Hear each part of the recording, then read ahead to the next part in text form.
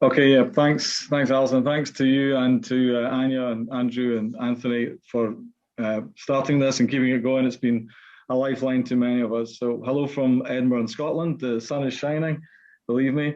And but I don't want to go outside yet. I want to hear some really cool biocatalysis for the next couple of hours. And it's my pleasure to introduce Catherine McKenna, and she is a grad student here in Edinburgh. She did her first degree, a master's degree in chemistry, 2012, 2017. And then she, during that time, she was down at GSK on a 1-year internship, and that's where she heard about biocatalysis. So she was keen to learn biocatalysis when she came back to Edinburgh. So she came back to Edinburgh, finished her degree, a master's chemistry degree, and then was recruited into a PhD graduate program called CritiCat, looking at all types of catalysis, and she chose biocatalysis.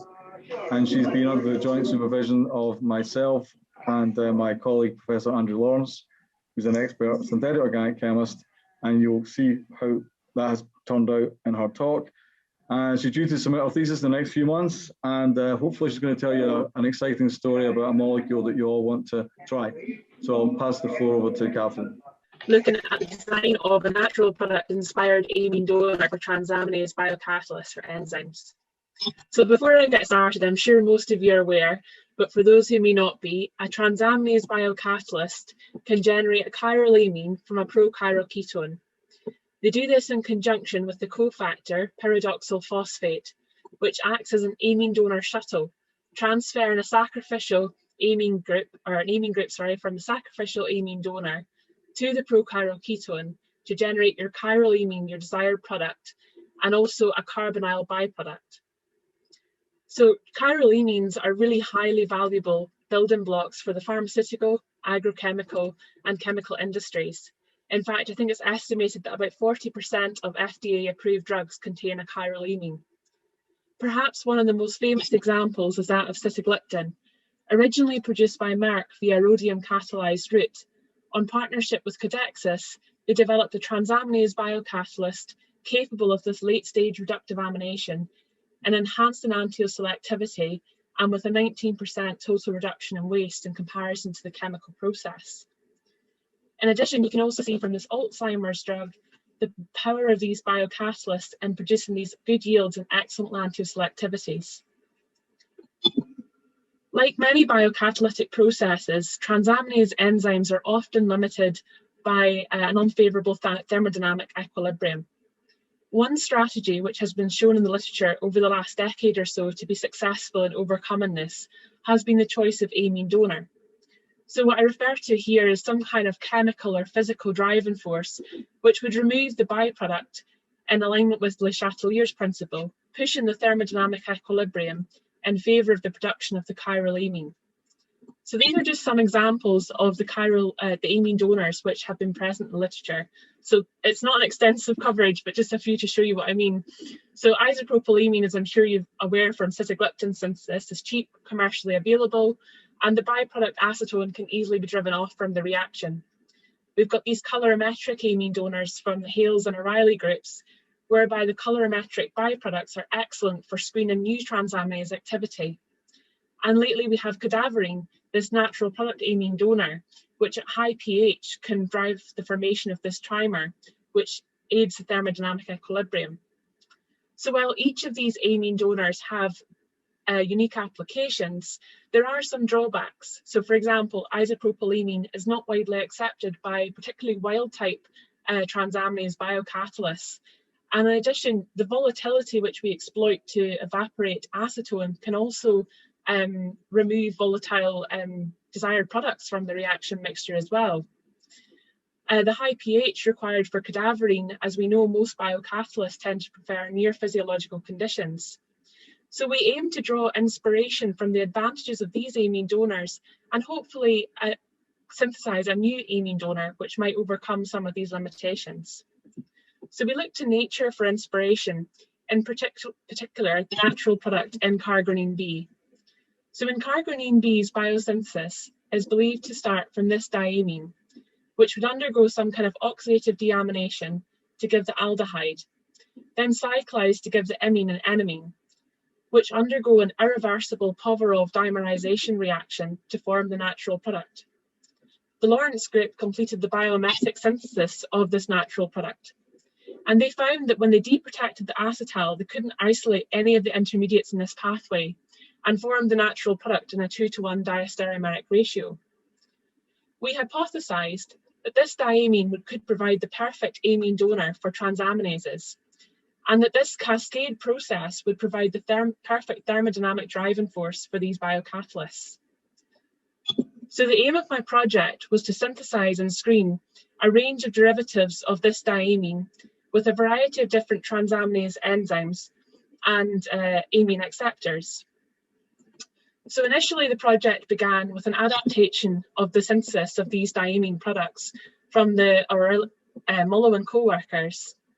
So this is a very simple two-step process from readily available starting materials such as aniline and 4-chlorobutyryl nitrile. And you complete an alkylation reaction to give this nitrile intermediate, which can then be reduced with borane to give the diamine an X and good yield over the two steps. So I've completed this reaction on gram scale initially, but since we've actually had a visiting student from the University of Slovakia who has scaled this reaction up to more than 25 gram scale, and we've yielded this N-phenylputrescine, which is the simplest of the derivatives, which actually turned out to be the best amine donor. So from now on, I'm going to refer to it as NPP. So to begin with, we looked at NPP's activity with wild-type transaminases. And in particular, I looked to the L-amino acid oxidase coupled assay.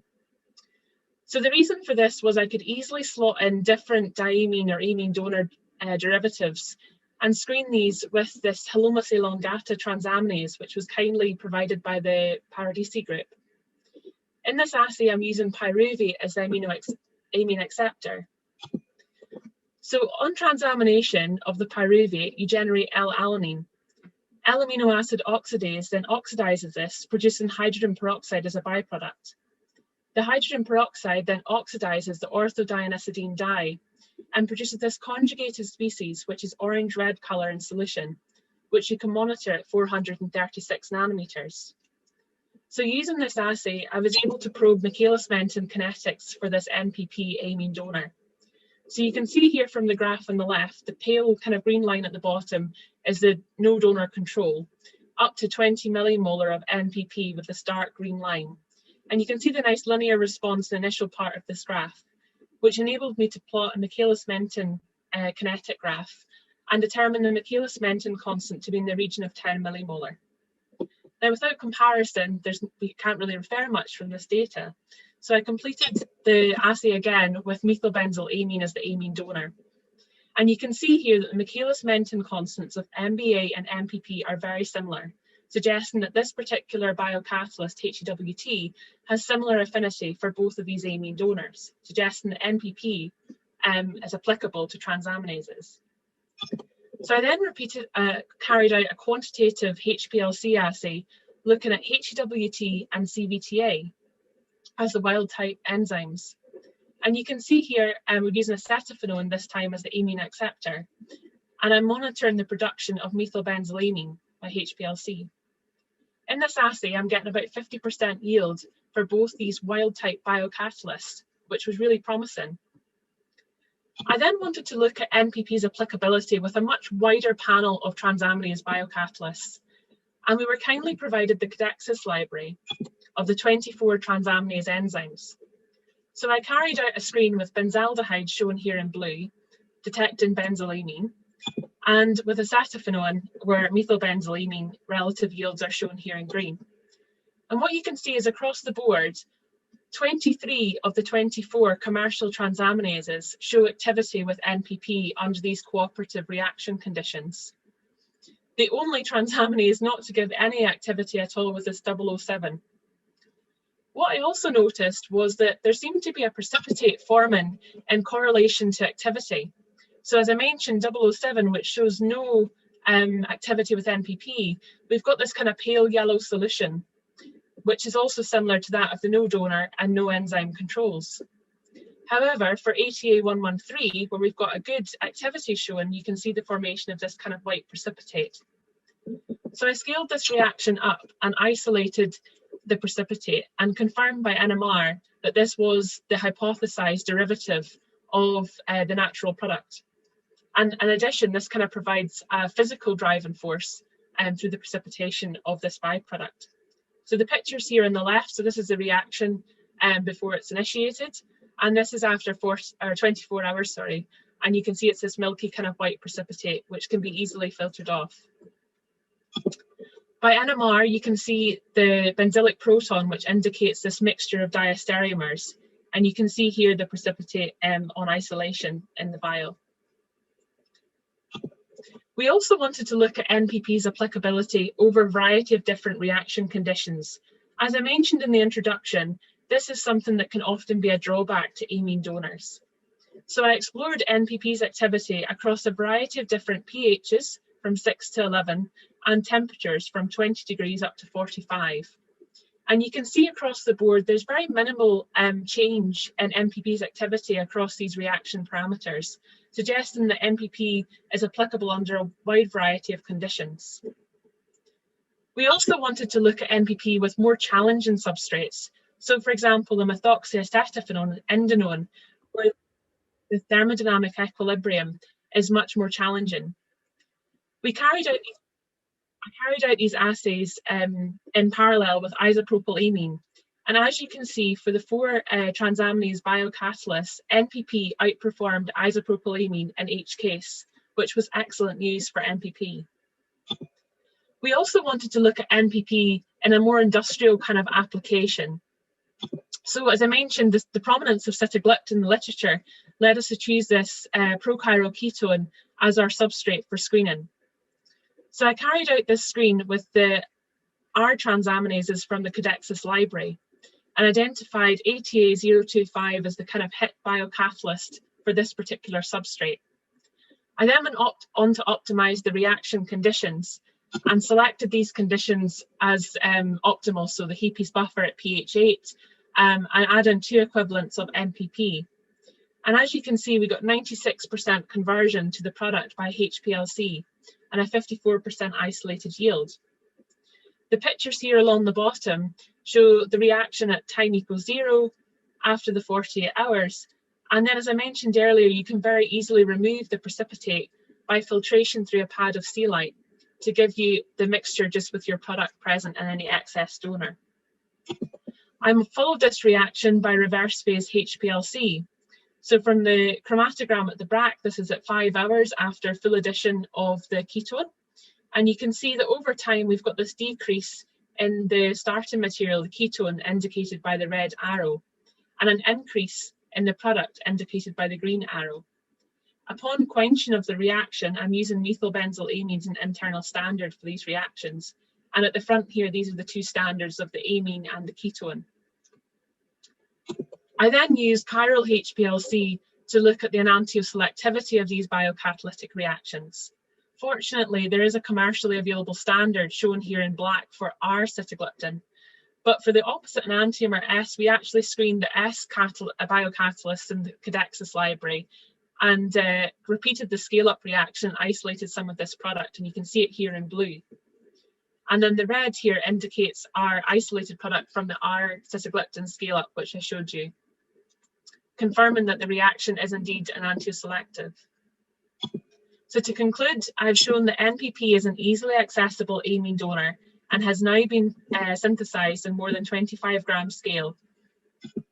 I've shown that we've characterized the dimer byproduct and shown that that can be easily removed from any reaction mixture. We've shown that NPP is active with a wide variety of transaminase biocatalysts. I have actually screened NPP with a much more extensive range, but unfortunately I'm not able to share that with you today. But we have found it to be active with over 40 commercial transaminases. We've also shown that NPP is active in a variety of different reaction conditions and pHs and temperatures, and that it's also applicable to industrial targets.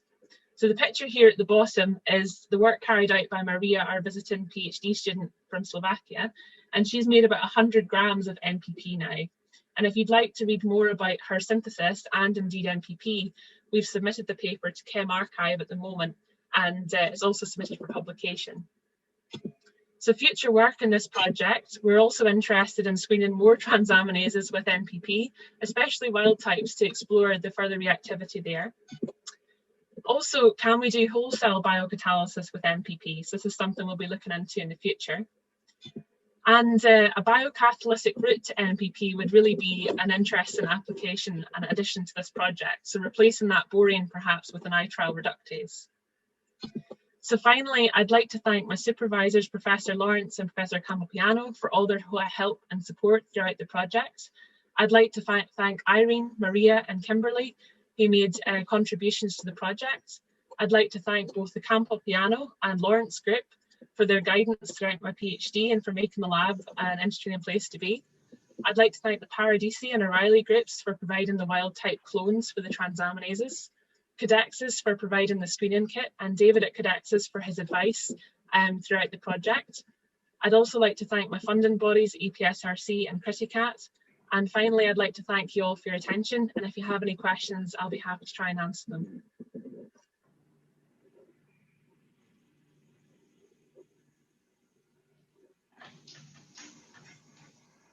Great. So we have a question from Wolfgang on the panel. So Wolfgang, if you want to unmute yourself and ask, go right ahead.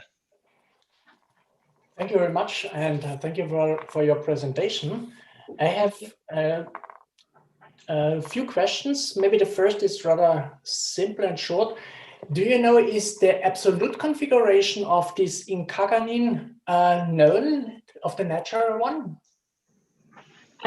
Sorry, Incarg, I'll just go back to the slide. You had it at the very beginning, but there was no absolute configuration shown. So I wonder whether it is known from nature, in nature. So this is the Incargonine B as it's been characterized. Okay. And this is the unnatural kind of diastereomer. So I don't think this one has actually been isolated as a natural product. And at the moment, the kind of bioactivity of these compounds is unknown. Okay, so because I assume in your reaction you get a racemic mixture out of that. Yes. So okay, so the natural way would be different. The other question is, when you do a alkylation of aniline in the synthesis, and I was a bit puzzled. Maybe I didn't check too careful, but you indicate monoalkylation only. Do you see any dialkylation, or how do you avoid it? So it's rate limited addition of the alkylating agent. So this 4-chlorobutynitrile is added via syringe pump to the reaction, or dropwise in the larger scale via drop-in funnel. And we also have aniline present in excess, so 2 equivalents of the aniline. And then you can actually carry the crude from this material through, and then we do a final purification at the end to give the amine donor. Okay, so your dialkylation is not a problem. So it's not a major problem. We have seen some minor traces by NMR, but they're very minor, and it's very difficult to pull it out. And I think in the large scale, I think this has kind of been overcome as well. It was an issue I know that came up whenever we were looking at scaling this up. Mm-hmm. All right. My last question, just very shortly. You produce a rather big molecule.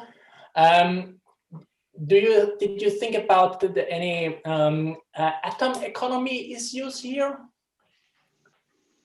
So this is something actually that's came up a few times. It's something we're very interested in looking into, because obviously that would be a factor where obviously isopropylamine being so small, it overcomes that quite easily. We haven't actually looked into any detail at the moment, but we are interested in whether or not the byproduct can be of any use for any kind of properties, such as if it does have bioactivity, perhaps one of these derivatives could be useful to kind of reduce the waste from the process as well. Okay, great. Thank you. Thank you. Cool. So we have 2 questions in the Q&A window. Max Fernandez asks, are you considering to screen other transaminase classes apart from the W transaminases? We haven't at the moment, but we're always looking for more transaminase biocatalysts. So I'm obviously finishing up soon with my PhD, but I believe the project is going to be taken on by a new student. So hopefully that's something they'll look into, is extending that panel further. Great. And Peter asks if you could please share other substrates you used for the reaction. Were there the other derivatives. Yeah. So for the NPP, is that what they're referring? Potentially. Other derivatives of NPP, I'm assuming. Yeah.